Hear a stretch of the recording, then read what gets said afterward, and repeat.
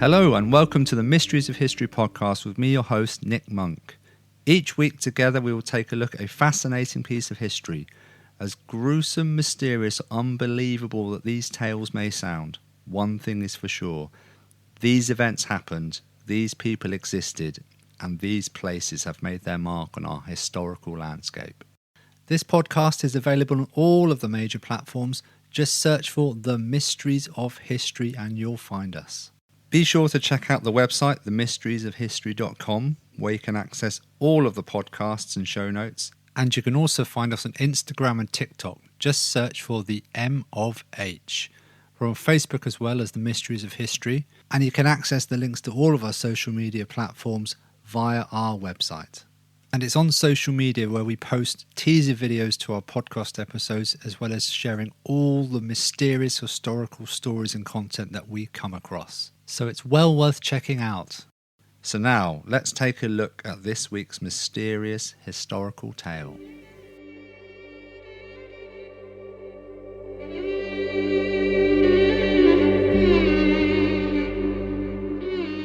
It is dark, so dark that you cannot see your hand in front of you.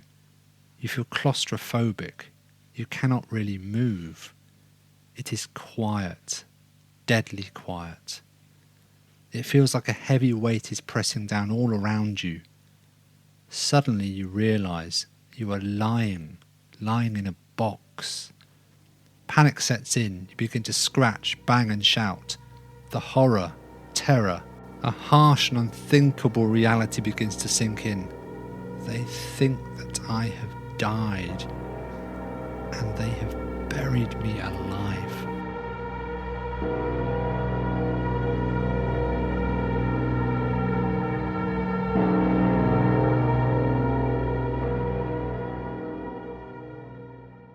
In this episode of the Mysteries of History podcast, we head back to Victorian Britain to investigate gruesome tales of body snatchers, stories of overcrowded graveyards, and the most disturbing and horrific mystery of all, stories of people being mistakenly buried alive.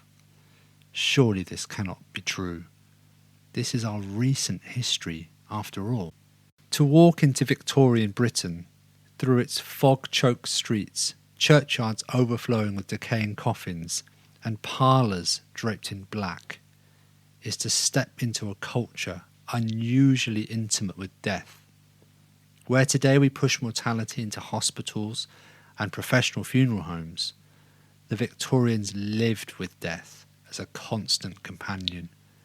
It breathed in the air of the overcrowded cities, hung heavily in their literature, and echoed through their scientific breakthroughs.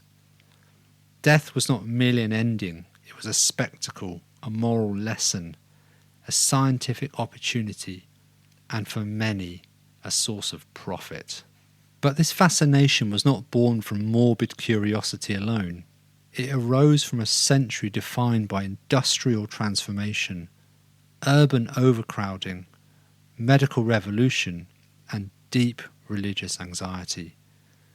The Victorians confronted death daily, not just in the private grief of losing loved ones, but in the public spectacle of epidemic disease, the visible decay of the dead in overflowing graveyards, and the disturbing rise of body-snatching gangs who served the voracious needs of medical science. In this episode, I hope to explore the roots and expressions of the British Victorian obsession with death, from the ornate rituals of mourning to the grisly realities of graveyard overcrowding and corpse trafficking.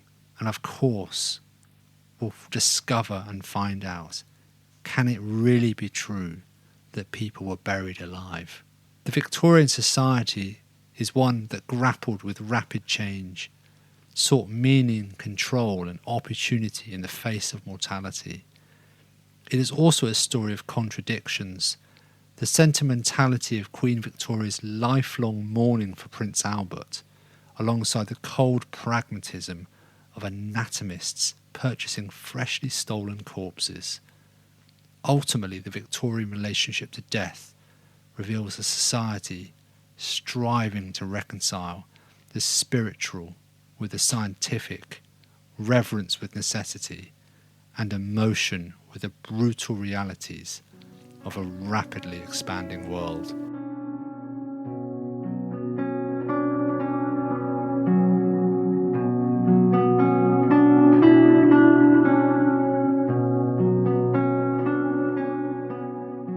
Victorian Britain was a place where death was ever present. In the mid-1800s, over 25% of children died before the age of 5. Therefore, life expectancy at birth in 1850 was 40 years of age for men and 42 for women. However, for those that survived childhood and were fortunate to live beyond 5 years of age, life expectancy could be as high as 57. However, which social class you happen to be born into would determine when you would die and how long you would live. In 1840, the upper classes could expect to live to about 45 years of age, but labourers and servants could be expected to die at just 22 years old. In industrial towns, things were even worse. Poor sanitation and dangerous jobs, such as those in the mills, working on the looms and working with steam machinery, meant that the average age of death could be as low as 13 years old. Because we must remember that children sometimes as young as 5 years old were working in the most dangerous jobs, especially those like chimney sweeps, where the small bodies of a child could more easily climb up through a chimney. But they would often be stuck and sometimes die in the process. Young children worked in factories with and around dangerous machinery with no protection. They would often lose fingers, limbs, and more commonly their lives. In 1833, the Factory Act made it illegal to employ children under the age of 9 in textile factories. It also limited the working hours for children aged between 9 and 13 to 8 hours a day, and required 2 hours of schooling for those under 13. These are still incredibly harsh conditions for children. The fact that they are even working at all is just incredible. In 1842, the Mines Act prohibited boys under the age of 10 from working underground. But that does mean that a child of 11, 12, 13 could be working in an open cast mine.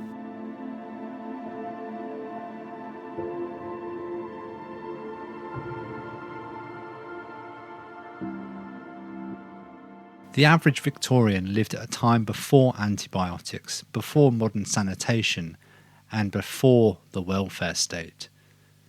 Infant mortality soared, and epidemics such as cholera and typhus were regular visitors. Death was therefore not an abstract idea, but a daily presence, often witnessed up close. This constant exposure infused Victorian culture with an elaborate web of mourning customs and symbolism. Death appeared in poems, novels, sermons, artwork, and even fashion. Queen Victoria's decade-long mourning after Prince Albert's death in 1861 created a national template for grief. She adopted black attire for the rest of her life, setting a trend that permeated every level of society, from aristocracy to factory workers. In many homes, mourning was not simply an emotional state, but a behavioural code. Families had prescribed periods of deep mourning, half mourning, and transitional mourning, each with distinct rules about clothing, social activities, and even home decor. Mourning jewellery made from jet, onyx, or woven strands of the deceased person's hair was sentimental, macabre, and entirely normal. To Victorians, the boundary between life and death was strangely porous. ghost stories were widely popular, and one of the greatest writers of the era, Charles Dickens, was one of the best when it came to telling a ghost story. His famous story, The Christmas Carol, and the short story, The Signalman, are two of his great pieces of work.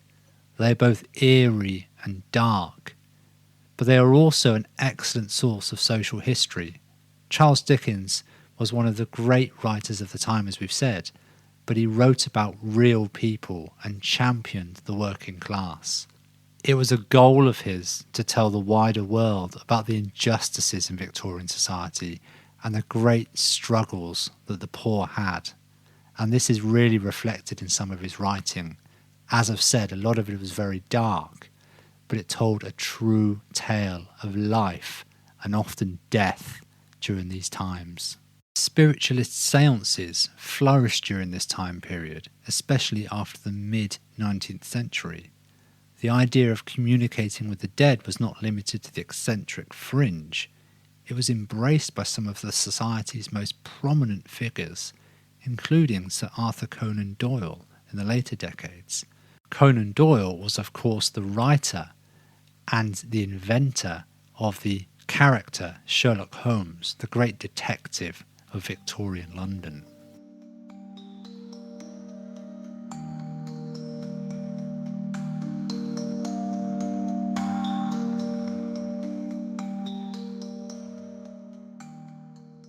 So now let us turn our attention to the problem of overcrowding in graveyards.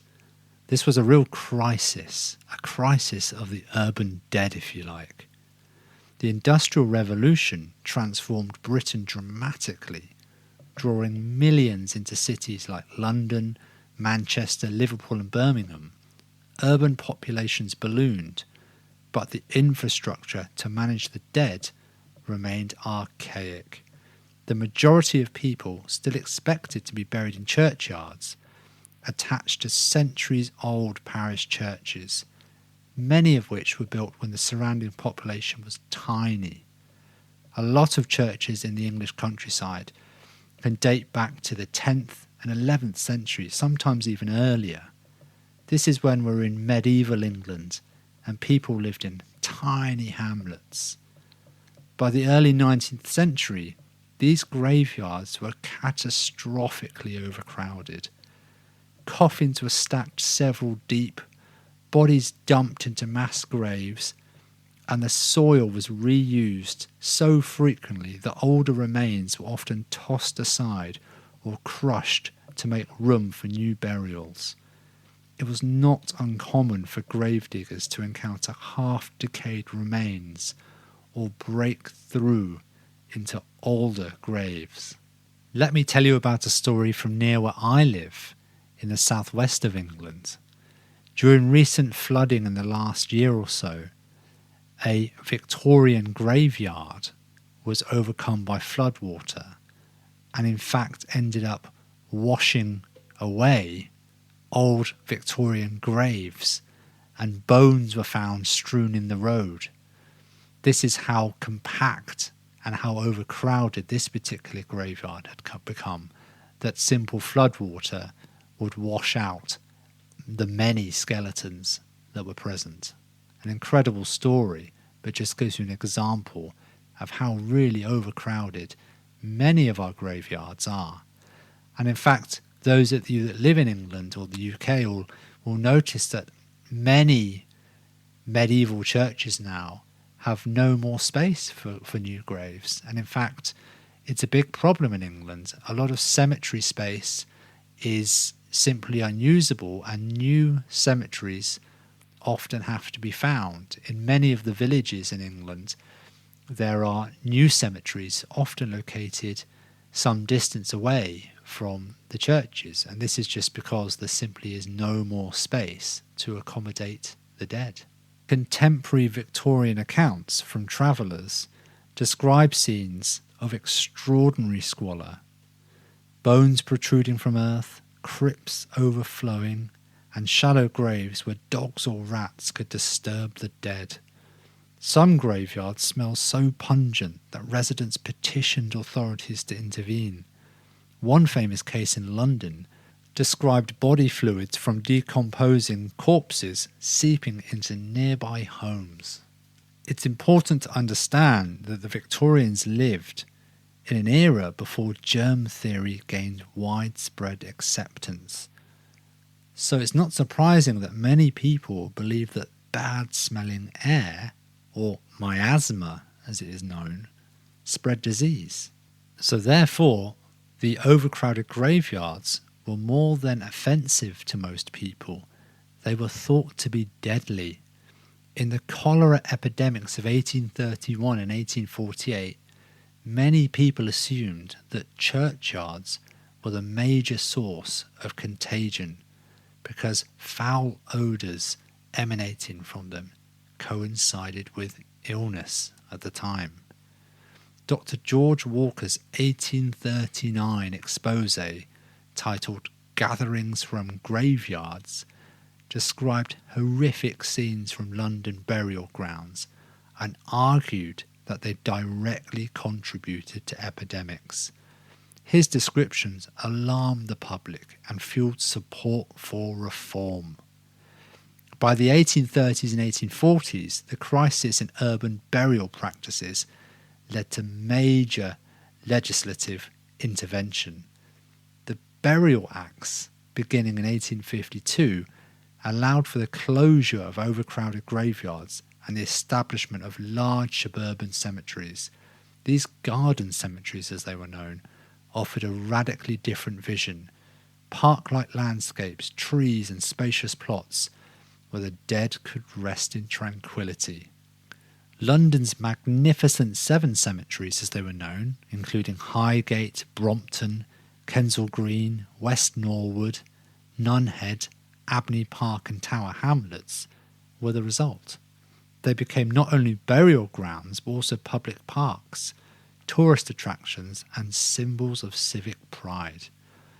Yet even as Britain reimagined its cemeteries, a darker problem lurked beneath the surface: the rising demand for bodies for medical schools and the criminal enterprises that arose to supply them.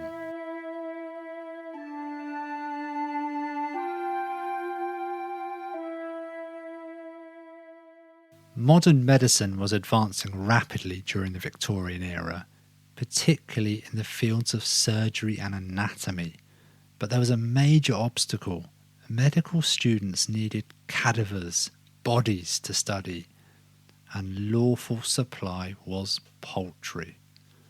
By law until the early 19th century, only the bodies of executed criminals could be legally used for dissection, but the number of executions fell over time, even as medical schools multiplied.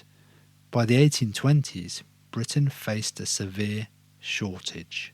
A typical medical school required hundreds of bodies annually to train its students. Legally, only a few dozen were available. This shortage created a lucrative black market for fresh bodies. Enter the resurrection men. Resurrection men was the contemporary term for professional grave robbers who exhumed newly buried corpses and sold them to anatomists. They operated mainly at night, working swiftly and efficiently. Their methods were pragmatic. They often removed only the upper part of the coffin to extract the body, leaving the grave appearing mostly undisturbed. Tools were simple but effective: hooks, shovels, and long ropes. The trade was highly profitable. A fresh adult corpse could fetch the equivalent of several months' wages for a working-class man. London, Edinburgh and Dublin were epicentres of the trade. In Edinburgh, the infamous murders committed by William Burke and William Hare in 1828 exposed just how profitable the trade had become. When even grave robbing wasn't enough, Burke and Hare turned to murder, delivering bodies to Dr. Robert Knox's anatomy school. Their spree shocked Britain. Though Burke was executed, the scandal made clear that the existing laws were inadequate and dangerous. Few things terrified Victorian families more than having a loved one's grave violated. The thought that a mother, child or spouse might end up in an anatomy table was horrifying. Communities responded with a combination of creativity and paranoia. Structures called mort safes were installed over graves. These were heavy iron cages designed to stop any potential or would-be grave robber. Watch houses were built where relatives kept vigil over their loved one's grave. Grave torpedoes, these were booby traps containing explosives, were placed near graves. People were even buried in iron coffins that were designed to be too heavy to lift. Other wealthier families hired watchmen to watch over their dead. These watchmen carried out their work during the graveyard shift. This is a common turn of phrase to us in England here today to describe someone working during unsociable hours or potentially at night. But during the Victorian period, people or watchmen literally watched over graves to stop any bodies being snatched. Despite these defences, grave robbers often remained one step ahead, and this climate of fear contributed to growing demands for legal reform. Burke and Hare's crimes, combined with persistent public outrage, led the Parliament of England to pass the Anatomy Act of 1832. This law radically expanded the legal supply of bodies for study. Unclaimed corpses, especially those of the poor in workhouses, hospitals and prisons, could now be used for medical teaching without family consent. Though this reduced grave robbing, it introduced a new injustice. The poor effectively became the main source of bodies for anatomical study. Families feared dying in poverty not only for economic reasons, but because it meant their bodies might be handed over to anatomists. So therefore, even as the black market died, the Victorian preoccupation with bodily integrity after death persisted. And yes, medical schools could train practitioners more effectively, and advances in knowledge followed, improved surgical techniques, better understanding of organs, and the foundation of modern pathology. Yet this progress came at a social cost. Dissection was widely viewed as a desecration of a human person. Many Victorians believed bodily integrity after death was necessary for resurrection at the Last Judgment. Working class people especially feared becoming material for medical students. And as a wider result of the 1832 Anatomy Act, there was a great social divide and great resentment. Critics argued that the poor suffered indignity even after death, a fate the wealthy could easily avoid through paid burials, family plots, and elaborate funerals. And this, of course, resulted in an intense class-based fear surrounding death. Even though grave robbing declined, the dread of anatomical dissection persisted well into the late Victorian period. Now, one of the strangest practices in Victorian culture involved the recently deceased, but has nothing to do with grave robbing or the use of a poor person's body for anatomical research. But instead, I'm going to briefly mention the bizarre practice of post-mortem photography. And this is where people took portraits of the deceased, posed as if sleeping or still alive. For many families, photography was still a luxury, so therefore a post-mortem portrait might be the only image ever taken of a loved one, either alive or otherwise. And these photographs were cherished keepsakes and often displayed prominently in people's homes. It's a really bizarre practice to us looking at it with modern eyes, but to Victorian people it was a deeply emotional act, a way to capture the dead in a peaceful, dignified state, preserving their memory materially or forever, as long as the photograph existed.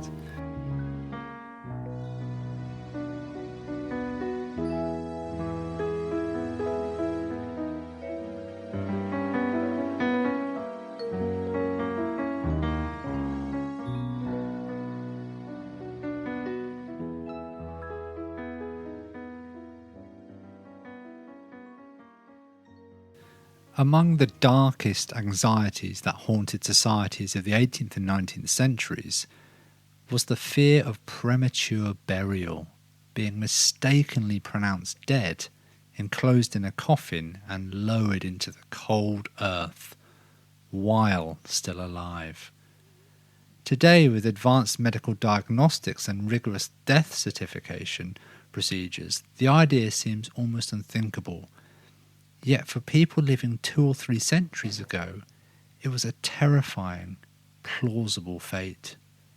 Mistakenly interred individuals appear in recorded cases, folklore and medical literature, becoming a potent symbol of human vulnerability in an age when death was both common and often ambiguous. Perhaps no case is more enduring, more dramatically told, or more emblematic of the period's anxieties than the 1705 story of Marjorie MacCall of Lurgan in Ireland, sometimes recorded as Marjorie McGill. Her tale has survived in local tradition, history books and cemetery lore. A woman buried during a fever epidemic, a grave robbed for her wedding ring, and a terrified resurrection that left the grave robbers fleeing in the night. Whether examined literally or symbolically, the legend of Marjorie MacCall captures the era's panic and fascination with a fine line between life and death. So now let's delve deeper into the dark world and the phenomenon of premature burial across the 18th and 19th centuries. We'll focus on the MacCall case because it is just simply so incredible, but we'll also examine the medical and social conditions that made such errors possible. Before the advent of modern medicine, confirming death was not as simple as checking for a pulse or monitoring electrical activity in the brain. Stethoscopes were not invented until 1816. Knowledge of coma, catalepsy, hypothermia, and neurological shutdowns was rudimentary at best. As a result, apparent lifelessness could mask a temporary state of suspended animation. In other words, the patient may not be dead. Several medical conditions made premature burial most likely. Catalepsy, which causes rigid muscles, slowed breathing, and made the patient appear to have a trance-like immobility about them. Epileptic seizures, after which victims might collapse into a deep unresponsive stupor, were another common cause of misdiagnosed death. Cholera, typhus and fever pandemics led to rapid burials to prevent the spread of the disease. In other words, people weren't checking very closely whether the person was really dead at all. And finally, hypothermic shutdowns, especially in poorly heated dwellings, were common in Northern Europe. A person may be so cold that they enter a state of hypothermia, but may not quite be dead. Faced with bodies that appeared dead but were not, and lacking instruments to confirm death with certainty, mistakes became inevitable.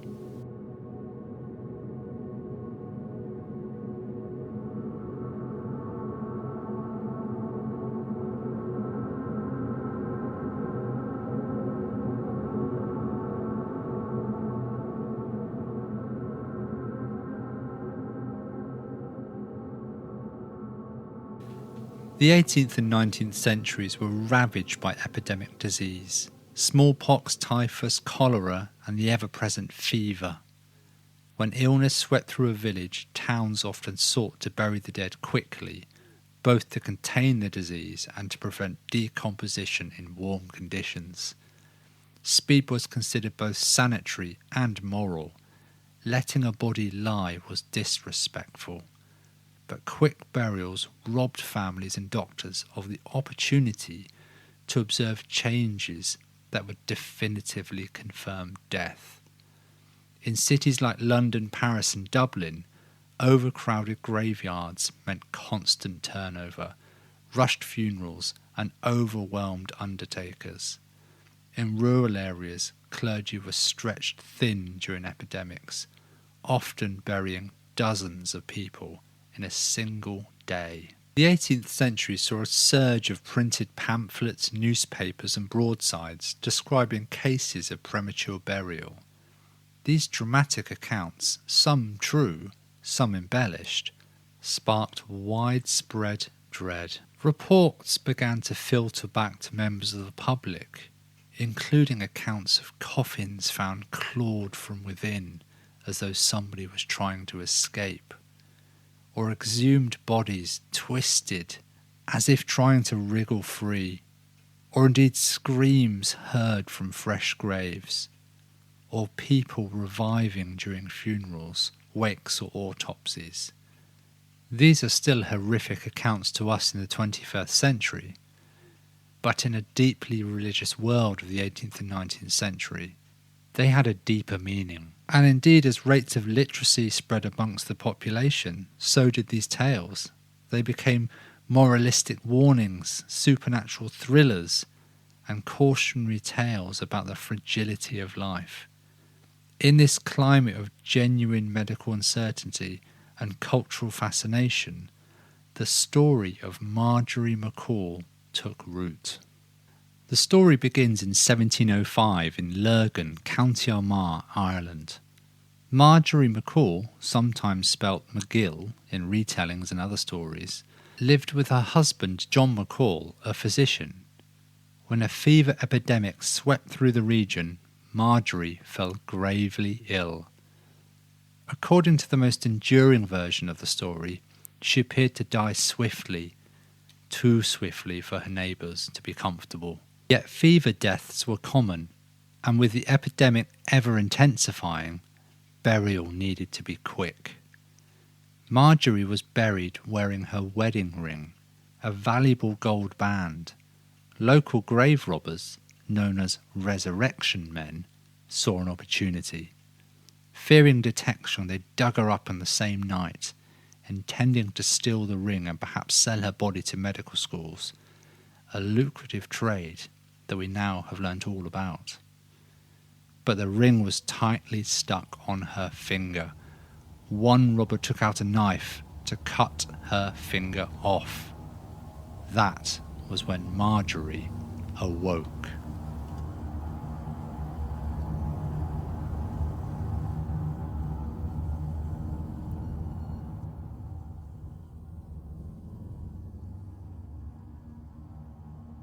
The shock of pain or the cold night air, accounts differ, brought her out of her death-like stupor. She sat up in her coffin. The grave robbers, convinced they were witnessing a ghost, fled the cemetery in terror, never to return. Marjorie, dazed and dirt-covered, climbed out of the hole and walked home through the dark Lurgan streets. In one of the most famous scenes in Irish folklore, Marjorie knocked on the door of a home. Her husband John, believing he had just buried her hours earlier, reportedly fainted when he saw her. Some versions say he died of shock on the spot. Others say he lived many more years. Local tradition includes both variations, which shows how deeply the story wove itself into community memory. What is consistent across retellings is that Marjorie lived many more years after her premature burial. When she eventually died, for the final time, she was buried with a tombstone that read the following: "Lived once, buried twice." The headstone in Shankhill Cemetery in Lurgan marks the site associated with her name, though historians debate whether the grave was placed later as a tribute to the legend, rather than her actual burial location. The story of Marjorie McCall straddles the line between verified history and myth. Parish records from the era are incomplete, making verification not entirely absolute. The headstone exists, but its date of placement is disputed. The specific year 1705 appears in multiple retellings of the story, suggesting long-standing oral tradition. Even if embellished, the story resonates because it reflects very real fears and possibilities of the time, including the legitimate danger of being buried alive. In that sense, the story's survival attests to its symbolic power.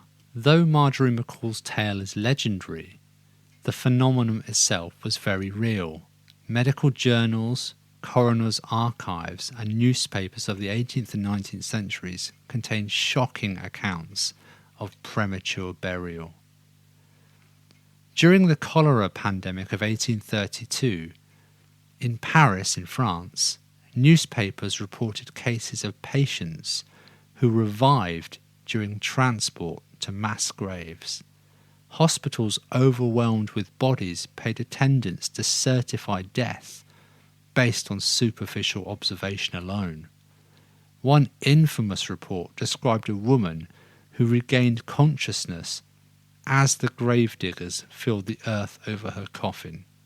Her muffled cries heard too late. Just imagine that. In the 19th century, prominent physicians wrote essays and reports detailing cases of premature burial. In 1896, Dr. Franz Hartmann wrote a book titled Buried Alive and catalogued hundreds of supposed incidents. Dr. Adolf Gutsmuth wrote of morgues where bodies unexpectedly warmed.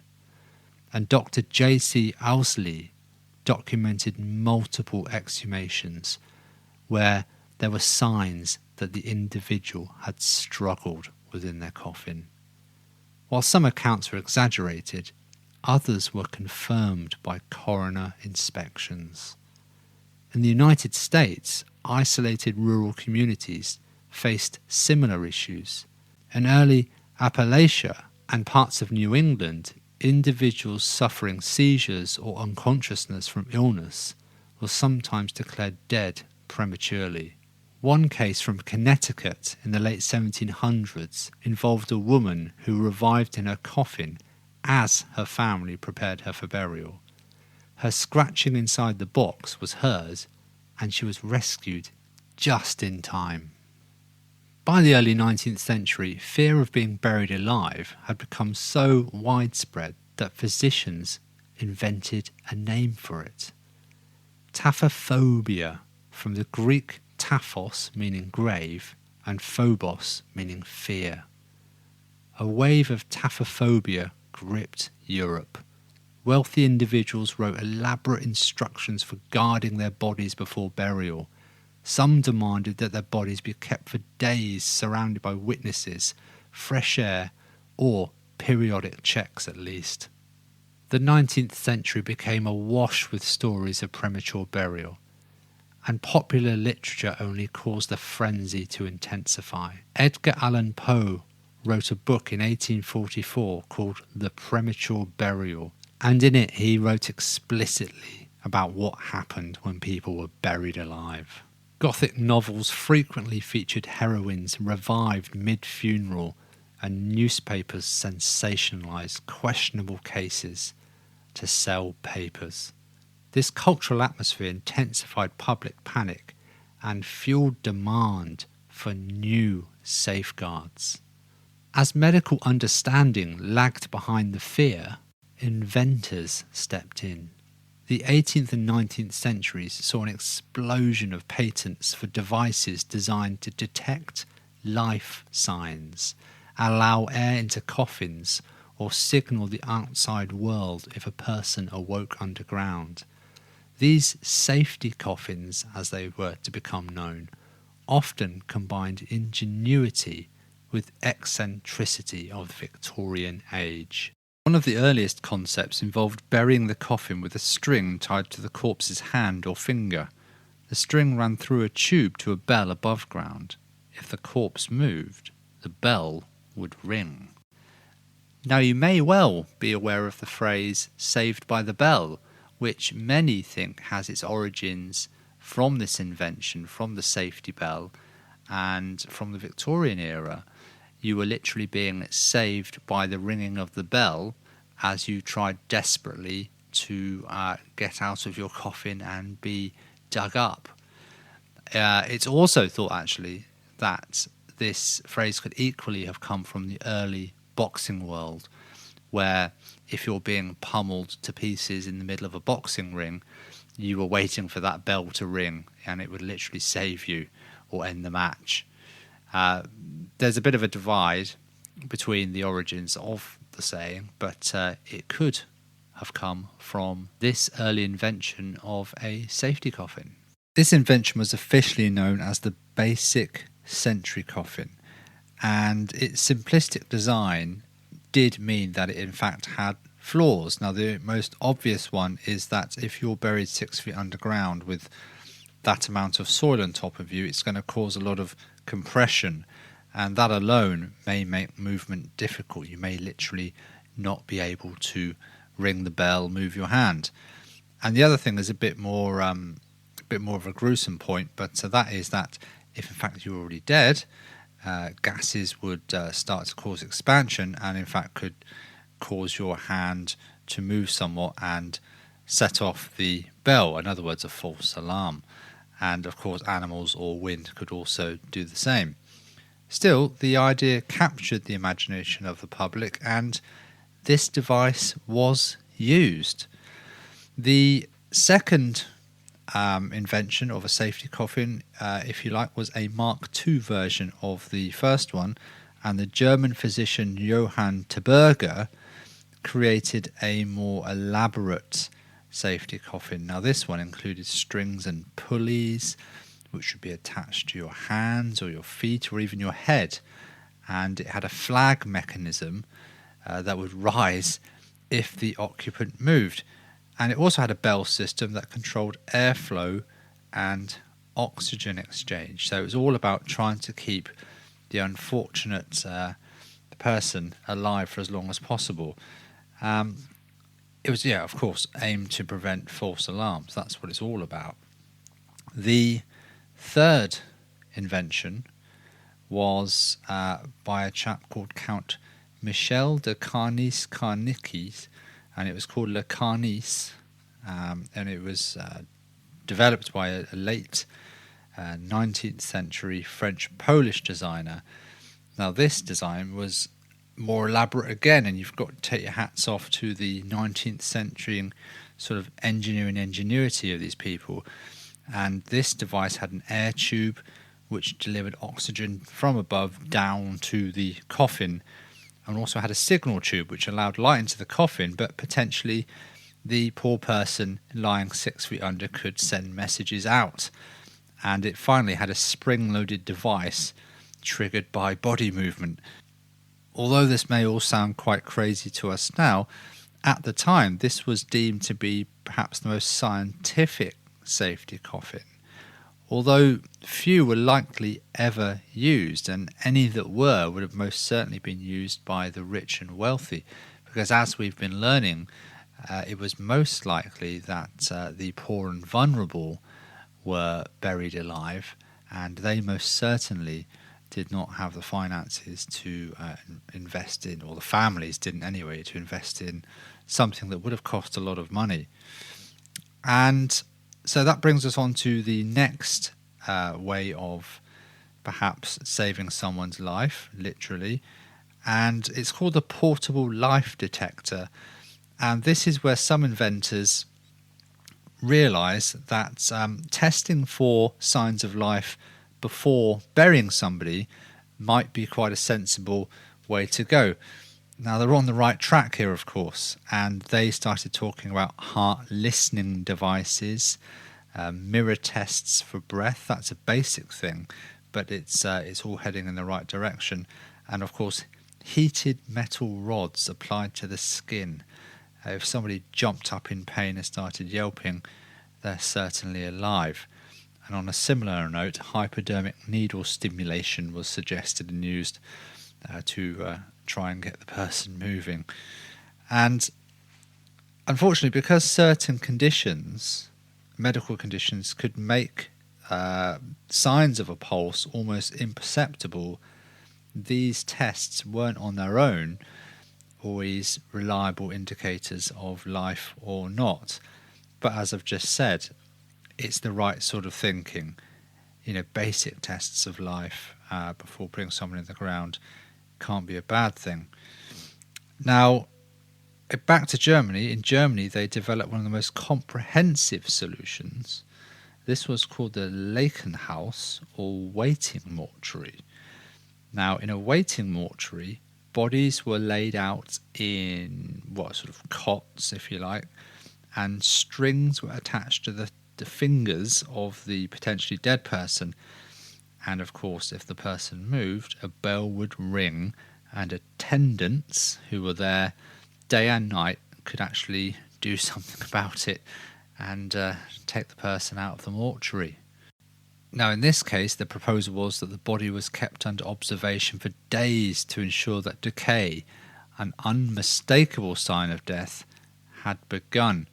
And though society often criticised this particular design or philosophy as quite macabre and disgusting, the system at least reassured families that unfortunately their loved one had died, and it did reduce premature burial. Now, despite the ingenuity of our Victorian ancestors coming up with all these elaborate designs to try and prevent premature burial, safety coffins unfortunately ultimately did fail. They never became a mainstream device, and several problems prevented adoption. The first was, of course, that the cost was astronomical, and as I just mentioned, a lot of people that were being buried alive accidentally were in fact the poor and vulnerable, so they could never afford such a device. And most societies also viewed elaborate after-death devices as strange or unnecessary. It went against their sort of moral compass. If a person was dead and didn't move, that's it. But of course, that philosophy led to burying people alive in the first place. And the third thing is that the string and bell systems were difficult to operate once somebody was buried. We mentioned that a little bit earlier on. And finally, in most real premature burial cases, the victims revived before or during the funeral. So, in fact, the safety coffin devices weren't needed. Thank goodness they weren't needed. So eventually, more modern medicine solved the problem effectively, not these mechanical devices. From the 1850s onward, advances in physiology and diagnostics dramatically decreased the likelihood of mistaken death. So René Laennec's invention of the stethoscope in 1816 absolutely revolutionized medicine, and physicians could now reliably detect faint breathing, weak heartbeats, and rhythmic anomalies of the heart. And with practice, doctors began to learn and became adept at identifying even subtle signs of life, so reducing massively the chances of accidentally suggesting that someone may have died when in fact they hadn't. And in fact, by the mid-19th century, methods for testing deep coma states improved dramatically. Things like pupil reaction tests and corneal reflex assessments. So doctors are looking into your eyes to see if there's any reflex when light is poured into them. These made a massive difference. Pain response evaluations were also used, and circulatory checks were also done. Now, these protocols help distinguish between suspended animation, in other words, deep coma, and actual death. In addition, medical literature and journals began to describe conditions that mimic death. They began to research a little bit more, and physicians learned not to jump to conclusions. They began to use a set of tests, those tests that we've just described, and patients were therefore monitored for longer. In fact, in hospitals, morgue observation periods became mandatory, they became standard. And by the late 19th century, laws were introduced that required medical certification of death. And most urban morgues instituted a 24-hour to 72-hour wait before a person was buried. So obviously it gave the opportunity for the person to wake up on their own without any tests, in fact. And finally, funeral practices slowed due to refrigeration and improved preservation techniques coming into fruition. This was an age of invention and expansion of critical thinking and scientific thinking. So it was a period of rapid change. And of course they greatly reduced cases of premature burial.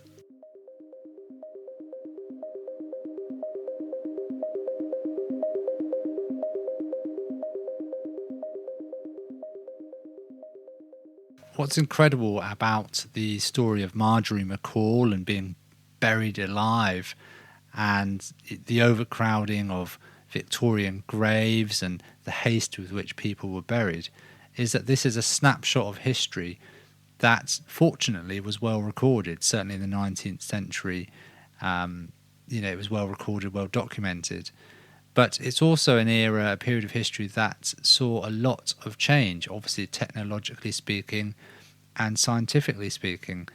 The field of medicine developed incredibly during the 19th century, and it was because of the medical advancements that the cases, or the number of cases, of people being buried alive greatly reduced.